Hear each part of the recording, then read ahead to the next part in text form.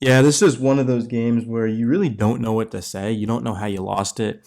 Down the stretch of this one, the Knicks, they just collapsed. That's why the thumbnail says collapse. There's no other way around it. We've got to be better.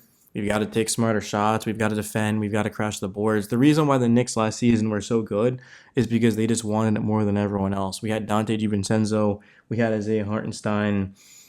For a little bit, we had Mitchell Robinson. We know what he brings on the boards defensively. Precious Achiuwa was doing his thing. He was so good in that Philly series. We just don't have that same amount of tenacity and urgency right now. Jalen Brunson has not been Jalen Brunson. Statistically speaking, he had 21 in this game and 4 of 11 from three, right? I mean, that's good.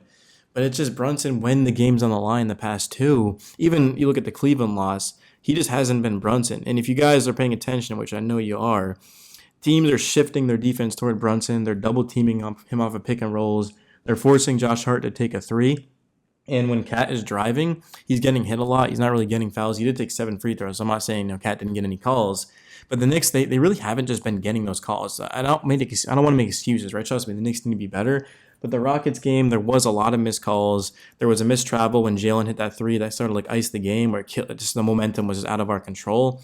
And then in this game as well, I just thought that the Knicks, they're still getting the chemistry down. You can tell that they kind of look like a team to where you go out at the rec and you put the 5 best players and they somehow lose to just like a random team because they don't know how to play together and they're not getting back. And they're not scoring, man. They're just missing shots. And Cat takes a fadeaway three. Brunson contested, triple threat, puts up a three. Josh Hart had a questionable foul, and I mean questionable. 100% was a foul, but it was questionable in regard to him committing it. It's just the little things added up to be the biggest things, and it seems like the Knicks, when things don't go their way, it just sort of spirals out of control, right? Like we end up collapsing in this game against the Hawks down the stretch. The game against the Rockets, we let that get away late, and they end up beating us. That computer's so slow. I'm on a PC. 109-97. The game definitely felt that way. The Rockets were just a better team from start to finish, but we legitimately 3 minutes left had a chance to win that game. We were down 2 points or whatever, and we were shooting 39%. So the Knicks have a lot of work to do.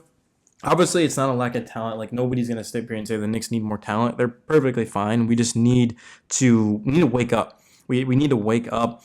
The Knicks just don't even want it. Again, like the Knicks didn't have necessarily the most talent in the world last year. They had good players. But it was just Hartenstein and Devo, man. These guys were dogs. They just represented, they embodied what the Knicks are. And now guys are just playing soft. And we can't just rely on talent, right? You have to have talent, but you also have to get after it. You have to compete. Like the Warriors, for example, they're 7-1. They just went into TD Garden and beat the Celtics, and albeit without without Jalen Brown.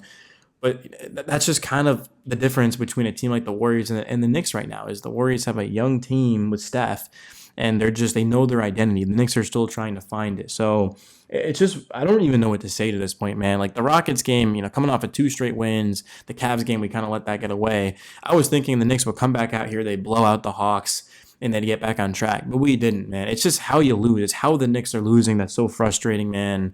If you're gonna lose, let it be because the Hawks are just knocking down their shots and they're making plays. But the Knicks, I mean, the first half definitely was that. It was just they were knocking down some tough shots. But the second half, man, the Hawks just wanted it more. And down the stretch, they made plays. And it's so frustrating. I really don't even know what to say, man. It's exhausting. It's frustrating. Obviously, the Knicks are coming off of a season last year, 50 wins, a game away from the conference finals. That was the best Knicks team I've seen in my life. So, I'm expecting them to get off to a very hot start this year. They make a big trade. And obviously, I did say that we'd be 5-5 more than likely in the first 10 games because they have to figure it out. But they did have a big preseason, right? They had a big preseason to figure it out, but it's going to take more time. So I don't think we can fully evaluate the Knicks for at least probably, I would say like 7, 8 more games. If we still continue like this, then yeah, I'm going to be pretty worried. But Milwaukee, Indiana, Philly, like, those 3 games I think are just going to be to sort of get back on track here and get over 500. But I definitely didn't expect to be what are we 3-4? I didn't expect to be 3-4, but if you look at the NBA Eastern Conference standings, it's really the Celtics and the Cavs have been the 2 really good teams. Everyone else has been like 500 or under 500. So it's not just the Knicks, man. Teams are starting off slow, but it's frustrating. Don't get me wrong, man. I mean, these are just losses that ruin your night. I mean, you wait all day for the Knicks to play, and they come on and they don't give 100%, and they make lackadaisical plays, turnovers. bad shots, not getting back on defense, committing fouls. Josh Hart getting a technical, which I don't think should have been a technical. I don't know what maybe he said something. Obviously, I'm not going to know what he said. He did flex on an official after what should have been an and one, but it just, the little things are starting to add up for the Knicks. But I think the one positive from this game, and really the only positive against the Rockets, there was no positive whatsoever.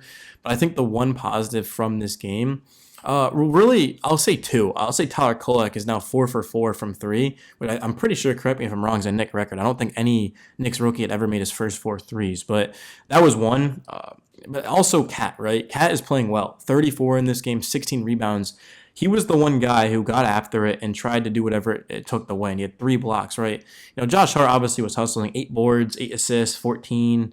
Josh Hart was giving it his all. But Brunson, just, man, down the stretch, second game in a row. Really, we'll say the Cavs game too. Just not getting it done, man. OG got up to a hot start against the Rockets, got up to a slow start in this game, and then got it going. But we're just, again, man, we're not getting it done, and we're not getting bench production as well. Well, in this game, Miles McBride went off. I mean, he had 16 points. I'll say 3 positives. That's on me, man. When you lose a game like this, you just sort of forget some things. But Miles McBride was amazing. 4 of 6 from 3. He shot it without hesitation against the Rockets and was off. In this game, you could tell that it didn't really affect him. Again, he was amazing this one. 7 assists, 4 boards.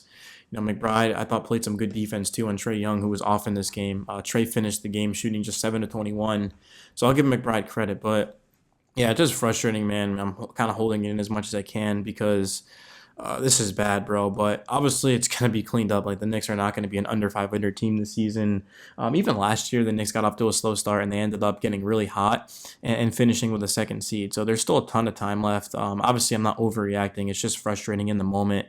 We have to wait until Friday now, Friday night against the Bucks. If we lose that game, it just doesn't really matter, man. I mean, the Knicks are going to have to get this chemistry going. I think that's a huge advantage for some of these teams in the league is when they keep their starters together for years on years. They just have so much chemistry, and the Knicks aren't able to match that. Obviously, I'm not saying the Rockets or the Hawks, but it's just, man, when you put together a guy like Cat, Mikal Bridges. I mean, Mikal was a number 1 option last year, and then we know Cat's a multiple-time All-NBA, All-Star type of guy. And Brunson, I don't know what's going on with him, man. He's missing shots he normally makes too. I think the biggest thing is just how teams are defending him.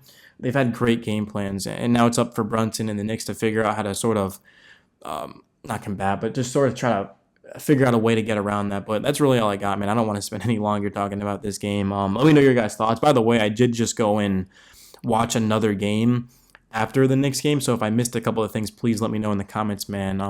But yeah, just Knicks have got to get it going, man. They've got to get it going. But I'm interested to hear your guys' thoughts on the game.